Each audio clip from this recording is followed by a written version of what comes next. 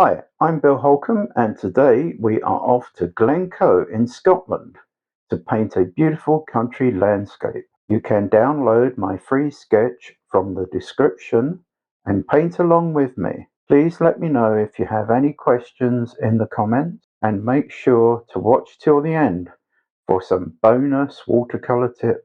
I start with the mop brush with a very weak wash of Windsor yellow at the top, coming down, and then I progress from there with a combination of the Windsor yellow and alizarin crimson, again very weak in terms of the strength of the wash, and just fuse that together, come down to the top of the mountain ranges. Doesn't matter if you go over a tiny little bit, because those mountain ranges will be painted very dark later,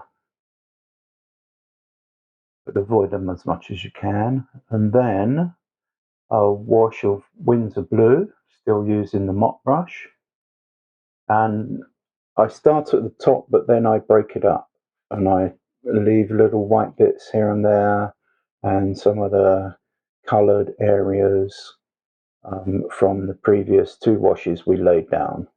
The distance there between the range of mountains is a little bit more hazy, so I've made sure that wash has come down there, broken up as much as you can. Then you can darken the pigment that you have with Windsor yellow and alizarin crimson. Just a touch of the alizarin because it's a very strong colour. You can use a mop brush, and you can use your number 10 rounded brush for this part of the painting. So we're basically going to add a few darker clouds to give more interest and variation. Just neatening up various edges with the number 10 brush, and then laying down some of those darker clouds. Always remember that at the top of the painting, the highest part of the clouds, they'll be thicker, and as you come down to the horizon level, they are thinner. And always remember that everything dries a lot lighter than when you lay down the wash. And you can use a hairdryer to dry it off. You can mop the edges and dry with a hairdryer like I've done. And that has enabled me now to progress and concentrate on painting in the little cottage. You can drop down to your number 2 size brush for this detail work, just on a little hillside there. And it's a good feature because it is surrounded by a combination of different types of trees and bushes, conifers in the main, and they're nice and easy to paint, as I will show you. So little dark areas for windows, which is your combination of your Windsor blue, and you could use light red, or you could use some of the alizarin crimson to achieve that darker color. The slate roof is the same as your clouds color that you used earlier. There's a little feature above the door which makes it more interesting, which I'm just painting in now. And also remembering the shadows, because the light is coming from the left. So light on the left and casting shadows on the right. So the front of the little cottage will be slightly darker in shadow. Then we have a couple of quite distant mountain ranges. As I'm laying those in now, using a small brush, use your number 4 at this stage. Just use that dark cloud color to lay those distant mountain areas in. And for the various bushes alongside the conifer trees here, lay down a little bit of your yellow wash, your Windsor yellow. That will allow you to show light areas around the various bushes.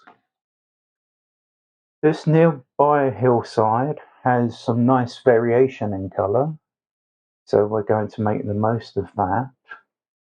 And you can do your Windsor yellow, you can add some sap green, you can add some of your light red, alizarin crimson, etc., to show a nice variation in that hillside behind the cottage.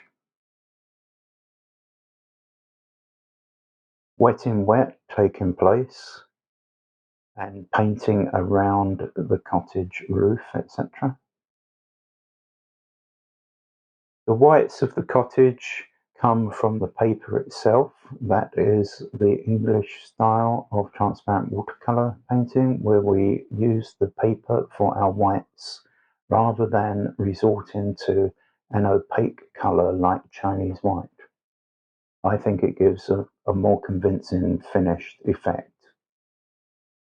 Often the Chinese white will jump out at you, jump off the page, and be distracting. So that hillside, nice and varied, and remembering the shape of the land as we slope down there, and therefore those brush strokes mimic that. Then for these various bushes, we laid down that light colour. Now we're adding some darker greens and stipple it in as much as possible. And once it's dry, and semi-dry, we'll be able to do the trick of the scraping technique using the side of the brush to scrape in foliage and grasses and so forth. So we're building up depth in those bushes, working as always from light to dark, and they will look convincing once we've completed them. And the surrounding conifer type trees will help the balance of the bushes and the trees and the cottage, because you'll have plenty of nice perpendiculars with the conifer trees. There is also another little feature of the land here running up to the cottage, which is darker, and that will help us with the separation between subject matters. Now, laying in some of those taller trees, um, scraping the brush from side to side as you come down, getting thicker at the bottom, nice and thin at the top, and lighter at first and then darkened as always. You might feel most comfortable using your smallish number 2 brush for those. There's a few more of those to come, but we'll now switch over to the other side and do the prominent mountain area.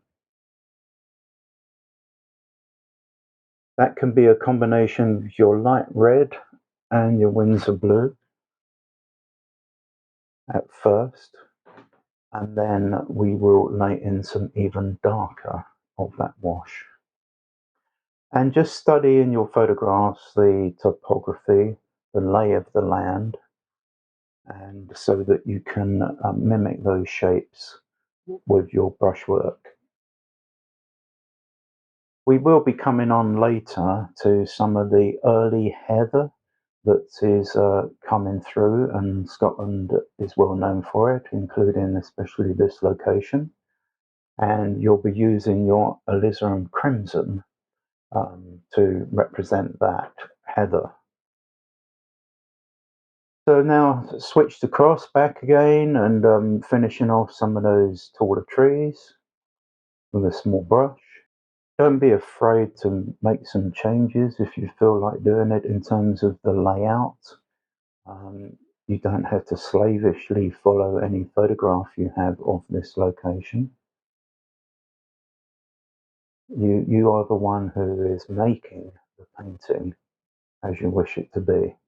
So this is just the most detailed part of the painting that requires a little bit of concentration with the small brush for these trees. And now here comes that darker bank area leading up to the cottage. So a combination of your Windsor blue, light red to start with, give a brownish colour, and then wetting wet, fusing in a combination of your yellow and sap green. And if you do it in that fashion, it's much more interesting. It shows variation in the colours and the hues, which is one of the benefits of transparent watercolour. So make the most of that. As you can see, that finished area now, and I've laid in, as I mentioned, with alizarin crimson, some of the heather on the ground, early heather, so no great detail at this time of year, very early summer. And we're coming down to the bank of the little river, varied very much once again, the various greens and yellows and browns. So you come right down to that, and there are some rocks on the edge of the river. And we'll put a little bit of light colour on those first. And we'll show darker colours on the shadow side, leaving the water till later. There are different ways that you could tackle this painting. You could have done some water first, but I think on this occasion it's best to do the water last. And as you'll see, we do it in an easy, convincing fashion where the water is very much churned up and rippling and foaming and so forth to show speed of water coming down the river. So use your small brush again with detail on these various rocks on the banks. And now dropping in a little bit more of the heather, the alizarin crimson colour, just darkening that up here and there, giving it a little bit more definition. And also we have that far mountain range to finish off. Also that far hillside has nice variation. Now we're coming to the water, so I'm using my number 10 on purpose, quite a large round brush, and I've loaded it not too much, but with some of the Windsor blue, and I'm scraping along, leaving white of the paper here and there in between. It's making it look like foaming, rippling water crashing down the river, coming up to the bank areas on either side.